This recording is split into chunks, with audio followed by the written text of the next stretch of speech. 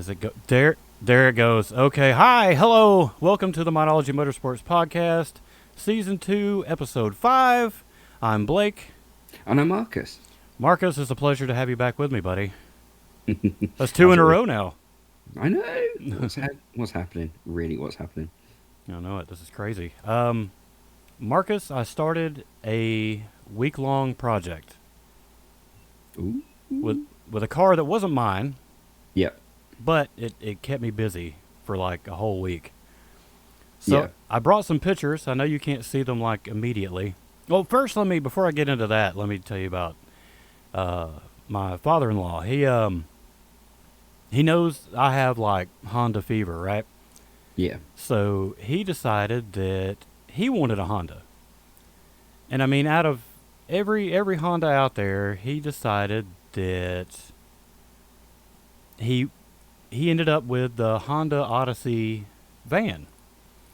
So, but you know, as with any Honda, you can't just leave it well enough alone. So, let me pull up this picture here, and this is Larry's.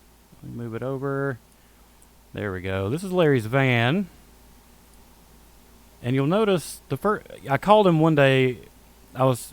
Picked up the project car I was working on, and he told me he had to finish the van and get it out of the shop before we'd have room for the Hyundai. So Yeah. I asked him, I said, well, what are you doing to it? And he cut the springs Oh. on the van to lower it. So Okay. it's kind of hard to tell from the picture, but she's pretty low now. Like, To be fair, I mean, with a standard car, you can see on the back of the back wheels, you can see that they're lower than normal. right. He cut a lot. I think he needs bigger wheels, like some 18s, I think, to fill that gap up. Yeah. I mean, what are on there at the moment? 14s? Yeah, 15s, I think. 15s? So, and I think some 18s would raise it back up just a little bit. He was talking about raising it back up some, and I was like, nah, just leave it. 18s on low profiles. That'd be fine. Yeah, it'd fill that gap up nice. But she is like the gap right here between the bottom of the actual like van and the ground. She is low, Yeah. What, Caterham low? probably, in a Honda Odyssey. Maybe. Ooh. But he wants to dip this. They make like a ground effects kit. He don't want to go full on body kit, but just a lip for the front, maybe some skirts and a little something to bring the back down a little bit. Yeah. And he wants to dip the whole van black, and I think it'd look pretty good. He wants to change the exhaust and put a stereo in it and stuff like that. So What sort of black are we talking about? Are we talking about like matte black? yeah, probably like the Hyundai we just did. They call it Arctic black, so it's got a little bit of silver in it. All right. So it turned out, I think it'd look pretty good on that van. No. I can imagine. What sort of engine's that thing got? It's a V6 VTEC. Ooh, V6 VTEC. Yeah. Ooh, she's got a bit of go then. Oh yeah. So all right, so that was Larry's project for the week. Well, what he started with, and then we got into this on the channel.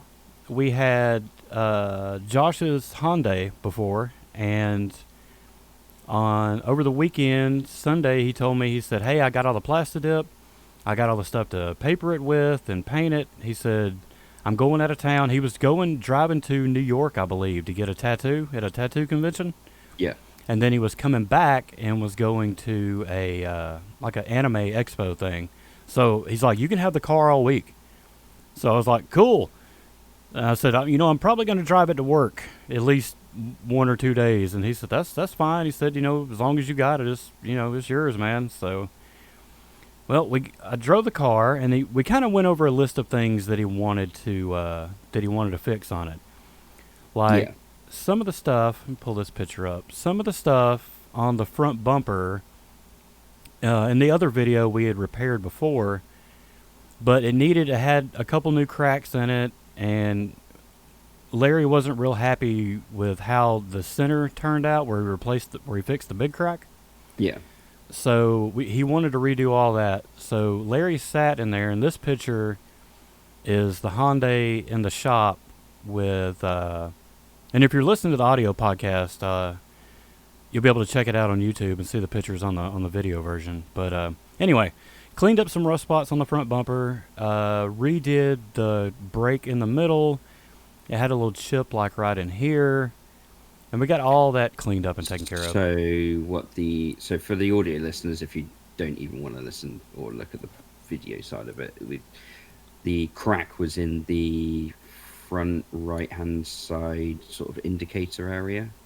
Right. At the front, at the bottom. Yep, there was a crack there, and then in the very center, and this is a fiberglass bumper, so in the very middle of it, it was broke completely in half. Oof. Yeah. No, I remember you showing me the original pictures, and it was bad. It had hit pretty hard somewhere. Yeah, Josh had put like silver duct tape over it because he didn't want it like falling any farther apart, so he didn't really know what to do with it.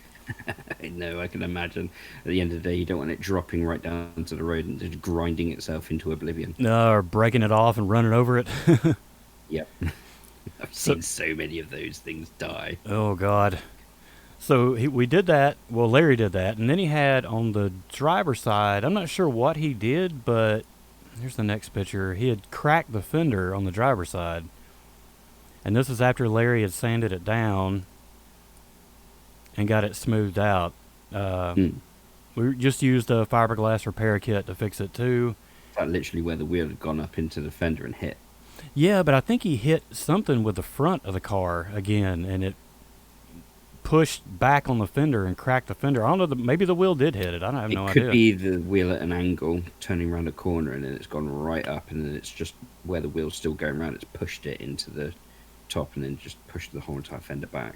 Right. And here's another picture after the fiberglass repair kit, and then with a Bondo on it. So it's all smoothed out now. Ooh. Yeah, now that it's painted, you can't even tell anymore. So that's good then. I mean, that's gonna look real nice. Yeah. And then as part of the repair on the vehicle before we painted it, the carbon fiber hood. Josh did spend the money and get a quality carbon fiber hood. So nice. But as we looked at it, like the actual carbon fiber itself, a lot of the cheap hoods, when you look at them, the clear coat will turn yellow over time. Yeah. So it makes the carbon fiber look kind of dull, but this one isn't, and we didn't notice it until we started working on it. It isn't clear coated. It's like it's dipped in polyurethane. Oh. Yeah, because it's thick on there. Wow. But we took, and in this picture, on the left side of the hood here, this is where Larry took some cleaner wax and buffed the hood out and got all the oxidation and stuff off of it because it was starting to look real dull from sitting in the sun. Yeah. But there's half and half, so you can see a comparison there. And then here's the finished product when it got done. So she is nice and shiny. The car is all, flat black now, but the hood is nice and shiny again. Oh, that's going to set off the carbon fiber weave really nicely then. Yeah, it looks really good together. It looks really good. So, all right, did that. Covered that, the fender, the front bumper, and then we'll go through these pictures. Here we are getting it taped up. There's the front and the back.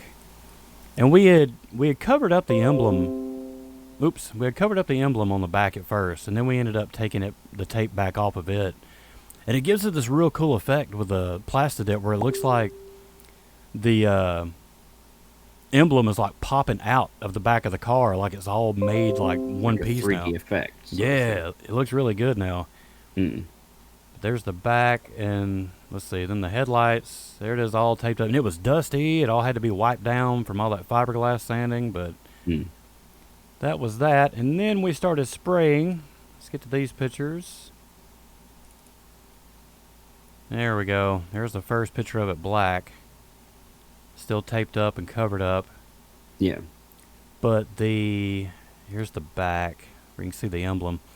But yeah, the Arctic Black has this like just silver like little flakes in it.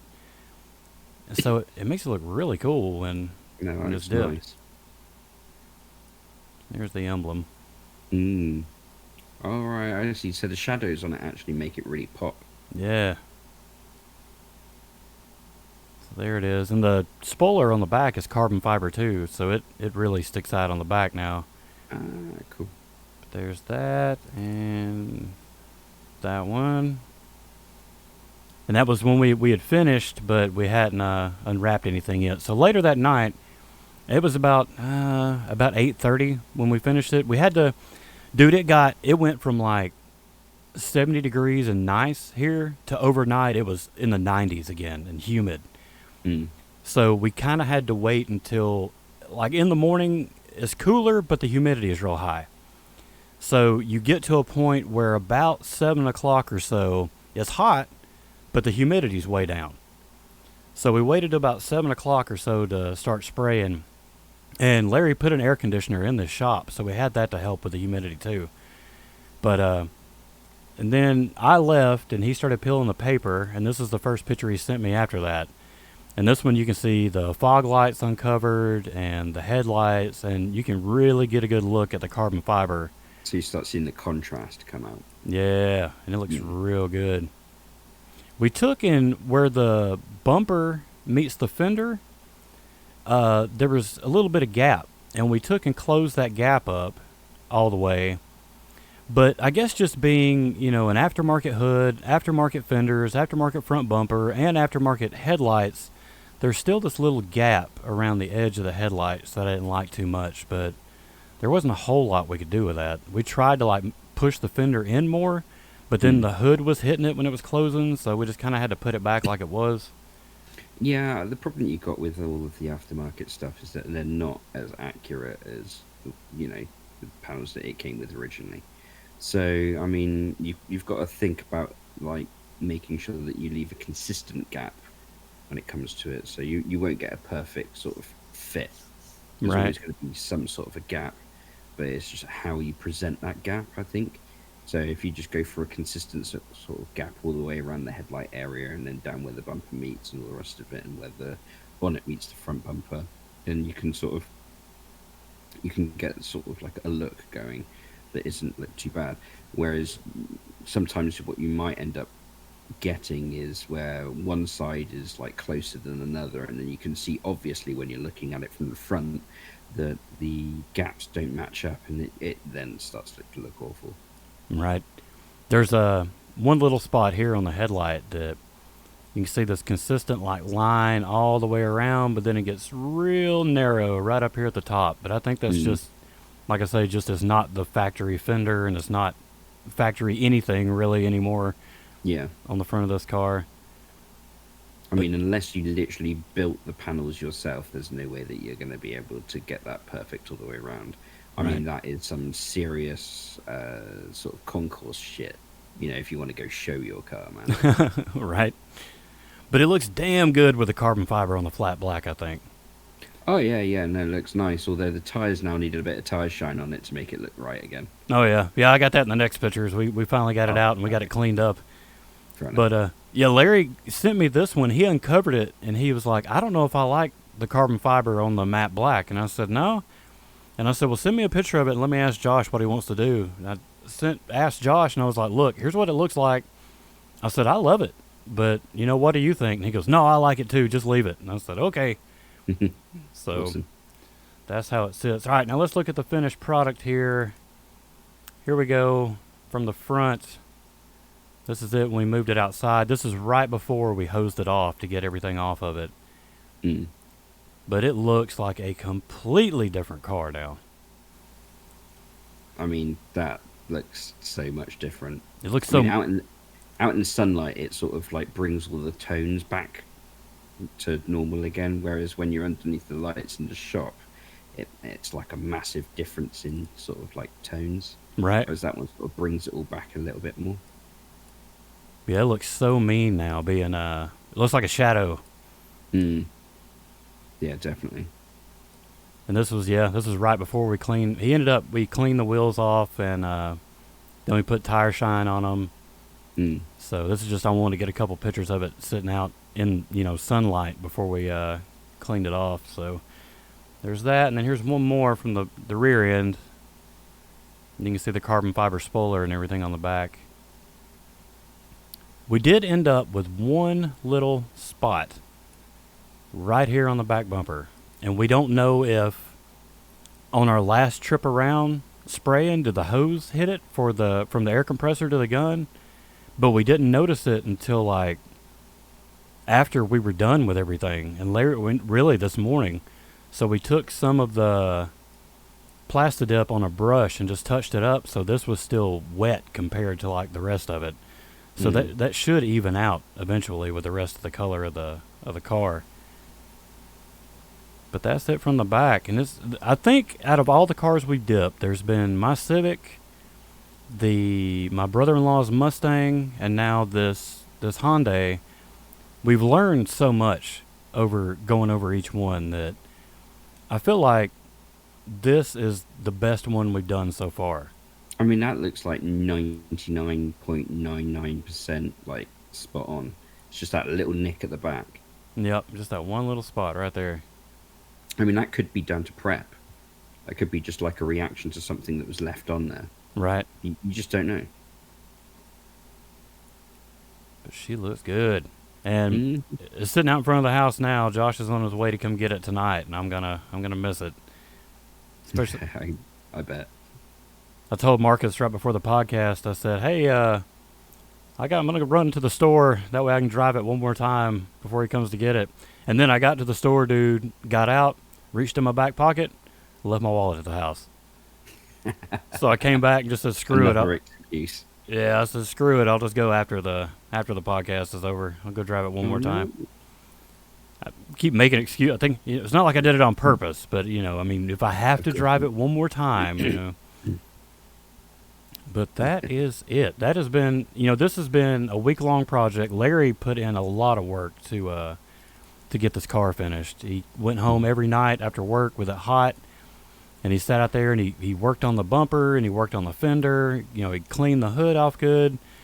He spent a lot of time working on this car, and I'm really appreciative that he was able to help me out. I mean, that thing looks just so different to what it was. Yeah, it's come a long way from that to that. You almost need like a split down the middle photo with like one side of it being the new side and one side of it being the old. Right. Before you did it, I think that would have looked awesome. Yeah, yeah, man, that's a lot of work that you guys have put into that, and it looks good. I mean, now that the front bumper has been sort of fixed up and all the cracks all sorted out, and then it's all pieced back together, and then it's all been sort of like sprayed over and all the rest of it. It does look good. It looks really good. When you really zoom in on the bumper, you can still see some of the work, showing through the paint. But like I said, this whole thing was smashed up all across the front, and it was broke completely in half. So there is only so much you can do with that. I mean, you've got a lot of Bondo filler and hours of time to try and get that back to the original perfect lines and shape that it may have been. But even then, you got to think that how much sort of imperfections there are in probably that bumper before you even started on it. Right. The good thing is you just zoom out like this, and it looks fine. So you can't even tell. That's the thing, though. It's all in the details. You look too close on any vehicle. I mean, like even like my dad's Caterham, and you'll see scuffs where he's hit a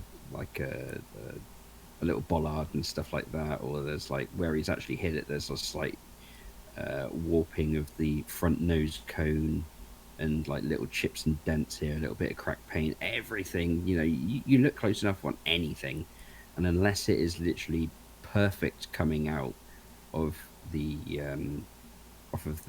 like production line, then you've got no chance whatsoever. Right, you got that right. One more thing I wanted to point out was the mirrors here. He had bought these aftermarket mirrors. Now the turn signals in them aren't hooked up, but I don't know, this like little reflective strip sticks out so much better now that it's black compared to it being silver. It does, doesn't it? It actually pops. I was like, that looks pretty cool. We just need to get his lights hooked up in them so it'll work. Oh yeah, definitely. I mean, that shouldn't take too much messing around. That's a little bit of wiring, but nothing major. Right. So Josh was talking about, he said he's looking for a different car. He wants to keep this one, but keep this one as like his play car and get another car to drive around day to day.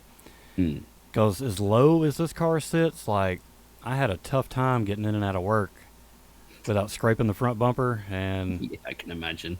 and now like now that it's dipped again, there is no way in hell I want to drive this back to work anytime soon. So, No, you don't want to mess anything up at that point. mm-mm. So he says he wants to get something else to drive around like daily and have this for like the weekends. And I was like, yeah, I don't blame you. I would too, especially now that it's all cleaned up and painted and everything. But that is it, man. That was my week this week. Getting this car prepped and ready, and went over, got it dipped finally, and so the fumes for Plastidip. God Almighty! Look, I don't know if it's because Larry's shop is smaller than where we did my Civic, but look, it's different. You definitely want a respirator while you're doing this. We tried it with just some dust masks, and it may have kept the dust out. It did not keep the fumes out, and we had to keep stopping and going outside and getting air because, You're getting a bit lightheaded. yeah, and then had a raging headache when we were done. Oh, I can imagine. So definitely, if you're going to dip your own car, then you want to do it in a ventilated area or get you a respirator because it is rough. That's the problem there. I mean, you've got to keep the area sort of closed off because you don't want like contaminants getting into the paint that you're spraying or like laying themselves on top of the panel Right. whilst you're doing it. But at the same time, you want enough area so that you don't get like fumigated. Yeah, we just gotta invest in some quality respirators next time, I think, to make a difference. But Mm. but that is it, man. That was my week. What did you get accomplished? Well, not a lot on actual cars, to be fair, but well, as you guys, if you actually pay attention to the Facebook page or anything like that, pretty much this week's been selling stuff off. So we got rid of the Buick. It is gone. Oh no. Yep. So it is gone. It's disappeared. And in its place in the garage at the moment, as you can probably tell, because I'm sat in it at the moment, is the Caterham. All right. Yep, I am currently sat in some carbon fiber bucket seats that are very snug. It is nowhere near as comfortable as sitting in the Mini at all, in the slightest. Right. Yeah, the difference between a Cobra racing seat and these Caterham built uh, carbon fiber like tiny little seats that literally I cannot move an inch left or right at all. I'm sat in this car like squashed in. There is hardly any room anywhere for anyone to move, and which is probably a good thing if you're racing, to be fair, because you don't want to buff it around too much. So we got rid of the Buick, which was brilliant. I've been looking forward to getting rid of that for a while because it makes it so much easier to put this car outside. I mean, admittedly, it still needs to be a nice day to be able to do it because I don't want to get the Caterham covered in rain or whatever because it has no hood at the moment, unless you put one on it. But that's a pain in the ass. But you can literally pull off the handbrake and then push it outside with one hand, whereas with the Buick you needed two people, well, three people, two people to push it and one person to steer it as you pushed it out of the garage because you couldn't start it because if you started it, it would just fill the whole entire garage with smoke Oh. and the whole entire house upstairs filled with smoke, and that caused issues. That's not something that myself or my family particularly enjoyed because it happened once and or no twice probably, and we never wanted it to happen again. It was like it was hours before that sort of dissipated, and you had to open up all the windows, and it was just absolutely awful, absolutely awful. Everybody's like, we're so tired. We want to take a nap. Yeah, we're really tired. I don't know why I've got this headache, but I'm just really feeling tired right now. But yeah, and we all had that sort of tinny, sort of like lead taste in our mouth. Right. Um, and then I think the week after that, I think it was, or like 4 or 5 days after that, I think it might have been. Then unfortunately, the Corsa had to go. Aw. which was a lot more emotional in the end than I realized it was going to be. So, I mean, if anyone's actually, once again, if anyone saw the post that I put up on Facebook, it was a little bit long, and I sort of explained a little bit of history behind it. But if you guys want to bear with me on this one, I'll give a rough idea. So, God knows how many years ago. I can't remember exactly what year. I think it was like 1996 or 1995, maybe. Um, I started building the car with my dad, and we put it all together with all of these bits and pieces. And I think in 2000 or something like that, I think it was, we ended up actually taking it out for its first sort of foray into the world of motorsport, where we booked it into what they call the Western Supermare Sandocross. So it's like a race on the beach. So you're racing on sand, which is really odd. It's a very different surface to race on compared to anything else that I've ever raced on before. So it's almost like racing on marbles until you go too far out, and then it's like racing in quicksand. Ew. Um, but um, so originally, when we put it all together, we booked it all into the specials category, and at that time, people didn't really believe what was going on. So all they saw was a Corsa, like a standard Corsa. So they were like, all right, well they've obviously put it into the wrong. They've put it into the wrong section. So what we're going to do is we're going to change it. So we turned up on a day and they're like, no, we've moved you into the correct section. And we're like, no, no, that's not correct. And they're like, what do you mean? And it's like, well, it's a Corsa. And they're like, yeah, it's a Corsa, so it's got to be in this one. It's like, no, it's a Corsa with a 2 liter Cavalier engine with twin 45 Webers and a 4-wheel drive system. And we were like, Right. oh, right, okay. And we're like, yeah. So they're like, all right, okay, well, we'll change it over on the scores at the end of the day, but basically you're booked in, it's fine. We're not messing you around because it's our fault. We've moved you into the wrong category. And so between my dad and Dad was like, well, I'll go out first. And I was like, yeah, that's fine. You go out first. I've not really driven it properly yet. We haven't gone out there and sorted it all out properly yet.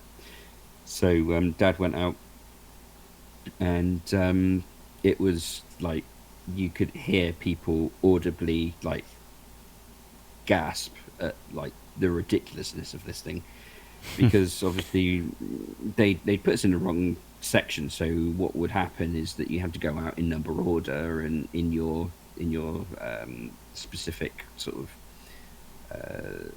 like positions.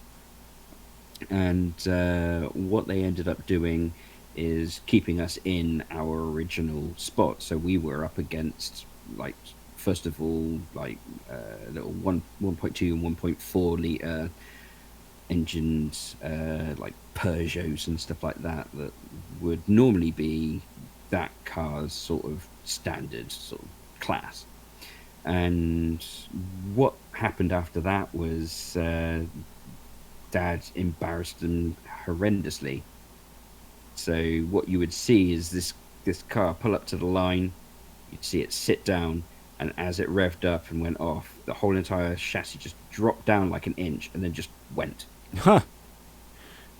Whereas all you'd see of these other cars is their front wheels would start to spin. You'd see the front end of the car go like that, and then they go off. Right. So by the time Dad had gotten to the first corner, they'd probably taken the first 60 foot. And like by the end, I think it was like 3 or 4 laps, I think he did in that specific one. But I think after about 2 laps, he'd already lapped them. So he was going past them again. Oh, nice. And then they realized at that point that it was probably a bad idea to put him in there, because it was actually what they call bulking his time, which means that he was being slowed down by having to pass them. Yeah. because the Sandocross at that point isn't actually a race with other cars on the track at the same time. It's all about times. So they then, like, the next time round, they put him up against the sort of like 4-wheel drive or 2-wheel drive specials that they call them, which are like dune buggies. So you're talking like 3 liter twin turbocharged um, machines of doom. Basically, these things look mad. They sound awesome, and they kick up so much sand when they were going around. It was ridiculous, you know. And you know, I was sat there in the car thinking to myself, I'm feeling a little bit sort of like over my head at this point. So I'm looking at it thinking, shit, I've got this like to the right of me, I've got like a 2.5 liter rear wheel drive supercharged buggy. To the left, I've got a turbocharged, I think it was like 1.8 or 1.9 liter. And I was like, shit, I feel really out of my depth, considering it's the first time that I'd ever done any motorsport whatsoever. And my dad was like, right, all you need to do, don't bother with first gear, stick it straight in second gear, put it right to about 5,000 revs, and then dump the clutch and go. And I was like, yeah? He was like, yeah, just go. From what I've figured out from the car, from like the first time that he went round, you know, do that. I'm like, okay, okay. So we get to the lights. I'm looking around left and right. Everybody's all lined up. They give you the signal. Are you ready? And I'm like, everybody's ready.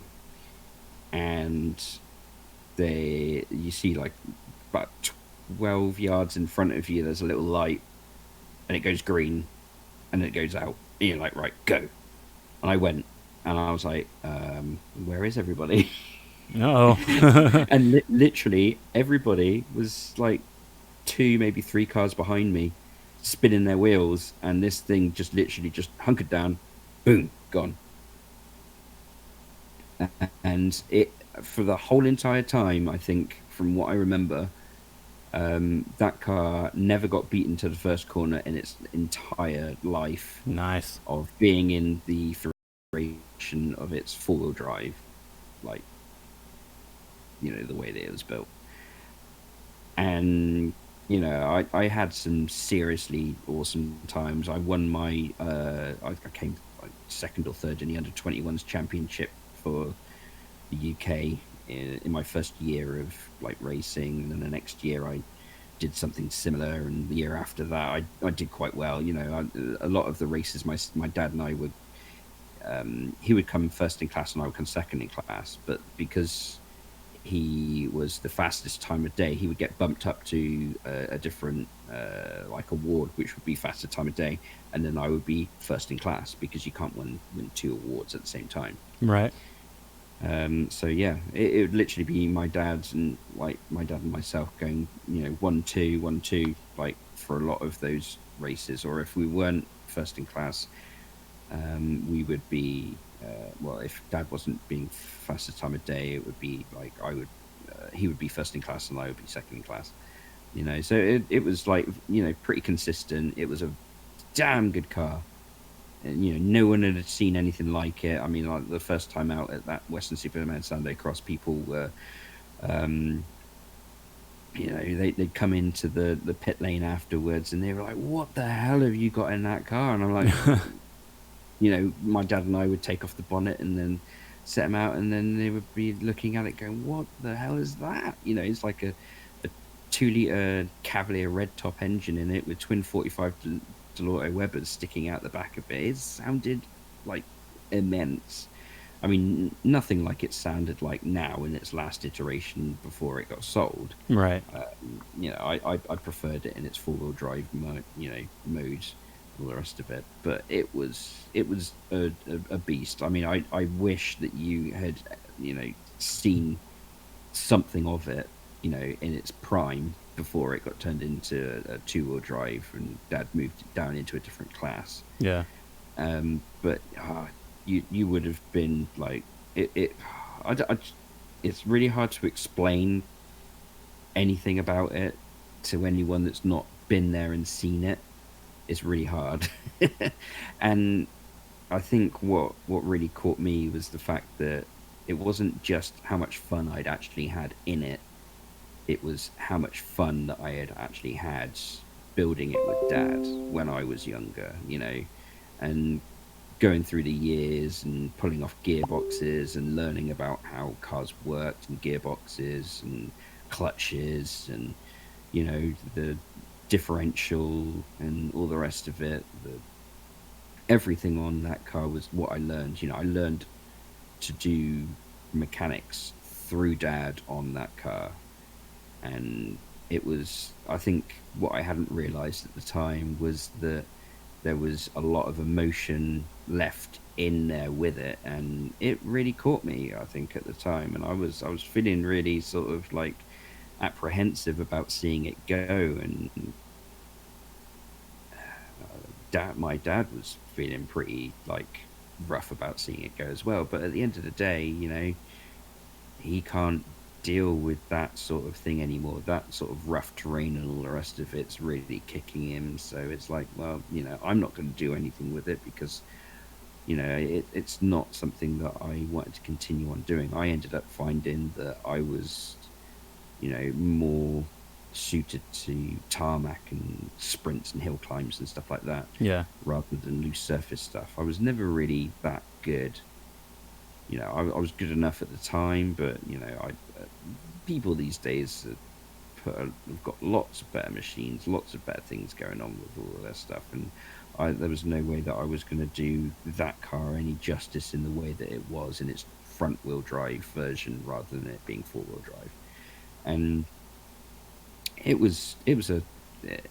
looked like a bag of shit, but it went like a flaming bag of shit. It fucking flew, man. So yeah, I don't know. For me, it was pretty emotional in the end, and I ended up feeling pretty down for a couple of days after that, because for me it's like an end of part of my childhood. Yeah, yeah. So I don't know. It's hard to explain, and I hope it sort of comes across how passionate that I felt about that car in its entirety from the beginning of when Dad brought in this random white Corsa shell and dragged it in off of the back of a trailer and dragged it into the garage. And as a child, I was like listening to angle grinding noises and all the rest of that, and banging and all the rest of it, and I was like, what the fuck is going on out there? So you trundle off down into there, and then I got sort of like hooked into, or wrangled into helping my dad, because I had smaller hands, so I could get into these all little nooks and crannies and do things that he couldn't do at the time. But probably because he wanted to get me to do something so that I was being useful, God knows, or hanging around and not just staring at shit all day. But yeah, I don't know. It was, for me and Dad, I think it was an end of an era, and I felt pretty sort of odd about it all. Yeah. Well, it's hard to let something go with that much history, but at the same time, it's like, would it just end up like the Buick, where you're just storing it and not really doing anything with it, Yeah, I mean, if you think about it, for the last, I think it was like eight months or something like that, maybe almost a year, that thing had been sat outside, it's been rained on, the tires had all gone flat. In that time, the fuel lines had perished, so when we went to go start it to see whether or not the engine still turned over, you fired it up, and the pressure of the pump for the fuel literally just fired fuel out all over into the inside of the engine bay. And yeah, it was dying a slow, horrible death, and it wasn't pretty. Right, yeah. And at the end of the day, my old man was like, I'm not going to use it. I've really got to sort of get rid of it. So maybe it's time for it to sort of go, And I can understand that. I can completely understand that. And I felt bad at the time, but at the same time, it's like, well, it's going to happen. It's going to happen. Do you know the people that bought it? I've met him a couple of times. My dad's known him for a couple of years because he's raced with him. So yeah, I've met him. I know him to a certain degree, and he's not sure whether or not he's just going to strip the engine out of it and use it in another project, or if whether or not he's going to leave it as it is and then just do it up and get it all sorted out the way that he wants it, and then race it as is. Right. But yeah, I don't know. We'll see how it all goes. I mean, if I get a chance to go out to a meeting where it's there, then I'll probably take some video and stuff like that of it. But as it stands at the moment, I don't know what's going to happen to it. It might sit for a few months, and God knows, it might do loads of stuff. It might do nothing. You never know. Yeah. Yep. But yeah, I mean, that is my long and boring story of the Corsa. If anyone wants to listen to it, but yeah, it's good to see it go, but at the same time, it's hard to see it go. But now you got room for that Caterham. Yes, we got room for the Caterham, which I am currently sat in, and is a lot easier to move around. Which means then, once my dad's last project car, which is like a smart roadster, disappears off out of the other garage, then I can move the Caterham into there where it was originally supposed to be, and then I'll have all of the middle garage to move my Mini into it properly rather than pushed off to one side. And then I can actually sit down and do some work on it throughout the evenings and stuff like that when I have the time, rather than like move a car out and then move this in, move my Mini into like a correct position to be able to work on, and then have to move everything all back. I can actually just leave it in its constituent pieces in the garage and then work on it as and when I need to. Yeah, that reminds me. Let me hop in here real quick. I'm not ready to fully announce everything yet that's going on, but Oh yeah, news. yeah, all this talk of garages, and there's something happening at Modology US. So that's coming up this coming weekend. I'll be making some video while I'm dealing with that, but I'm not really ready to say just yet what it is. Marcus knows, but I do. yeah, there's something exciting happening this weekend. So it's kind of been why I haven't really messed with the cars too much. So, but yeah, just stay tuned to the YouTube channel and the Facebook group and stuff like that, because this coming weekend there's something exciting coming. I'm really excited about it. Yeah, me too. I need to do some designing for stuff as well. Yeah, and I got that video now for the painting the Hyundai I need to get edited and put up. And I think I got enough clips for another dash cam video. I know I got enough for another 18-wheeler video. So I got a lot I can be doing. I just need to get my ass in gear and get it done. There's a lot I can do while I'm sitting in this chair anyway, so Yeah, exactly. just got to get motivated. Yeah. No, it'd be good to see what you can achieve with this new era, Mm-hmm. as it were. The next step. The next step, indeed. Yeah, I'm excited. But we'll talk about more. You'll see that this weekend, at least in the Facebook group. So if you're not a part of the Facebook group, just get on Facebook, search for Modology Motorsports, and it'll pop up. Well, Marcus, have you got anything else? No, not really. I mean, we're as a family, we're looking for a new car that can do some towing and stuff like that. So when we figure that out and what's going on, well, if it's interesting, I'll probably do something on that. Failing that, I might just sort of just use it and not talk about it really, because it might be just really boring. Right. You never know. Well, speaking of exciting, let's pep it back up. Hey, Yep. what about let's go over our top 5 videos for this month Okay. by views. Do you want to start or shall I? I'll wait on you because I don't have it pulled up at all. I've got it right here. Okay, so top 5. Yeah. So looking at it as it stands at the moment, we have got number 5, the Honda Civic Brake Master Cylinder. What a surprise. Steady. Sturdy. I think they were all exactly the same as last time. Next one up from that is the Ford Focus Belt Tensioner. Next one up from that is the Ford Focus radiator replacement. Oh, so it's moved back up some, huh? Yeah, A little bit. that's what I was like moving around. After that, the Ford Focus door handle replacement. That's gone up actually quite a lot recently. Everybody's handles are Oh, falling off. yep. And the Honda Accord cylinder head removal, which is still rolling in strong. Yeah. I mean, the difference is, I mean, what the cylinder head removal videos are like 22,092 minutes watched in the last 28 days, and the Ford Focus door handle replacement's like down to like 14,000. Yeah, I think it was like 16 last time, I think. Yeah, yeah. So the door handles are slowly getting sorted out. Everybody's getting them repaired now. Yep. But All yeah, I mean that's pretty much it, really.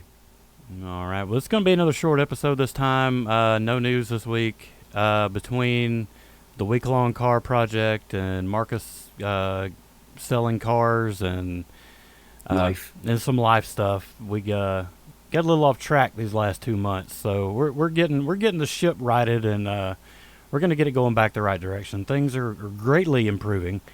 So I think for both of us. So we're going to get things back on track here for next month.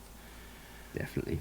But let's go ahead and wind this episode. We're at 45 minutes. So let's go ahead and wind this episode out. If you've got something for the show, feel free to send it to us. Modologymotorsports@gmail.com. Join our Facebook group. Just search for Modology Motorsports. We're at Modology Motorsports on Twitter. And if you got something for me directly, it's at Hesser414. And I'm Brunt__ Marcus. All right. Well, Marcus, it's been a pleasure podcasting with you again, buddy. As always, Blake. All right, guys. We're going to get out of here for this month, and we'll be back on track next month. So we'll see you then. Bye. Take it easy, guys.